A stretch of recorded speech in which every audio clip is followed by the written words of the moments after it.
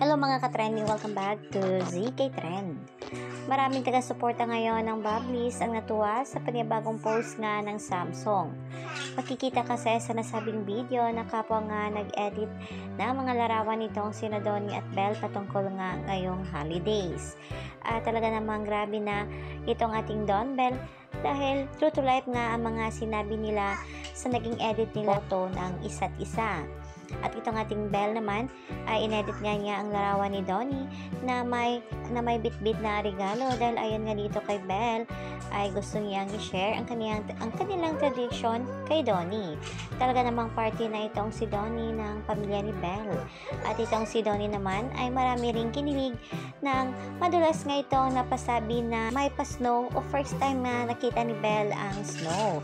At talagang maraming rin nagsasabi na may pa-ninja moves nga itong dalawa. Halina't panoorin natin ang buong video.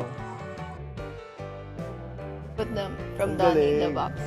I had them hold the gift because growing up to my part, my family and I, we open gifts kasi exactly 12 midnight. As in sabay-sabay kami and it's really a thing in my family. So yeah, it's like sharing my tradition, our tradition to you.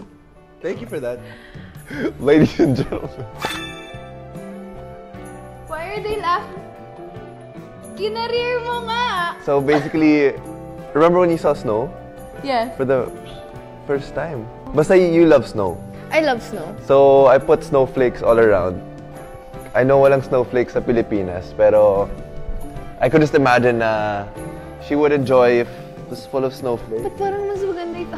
I put a sign, Merry Christmas and Happy New Year. And then, nilagay ko na lang think. Tapos, I put candy cane glasses kasi she really likes candy. I put a golden key there because she's about to finish her first house.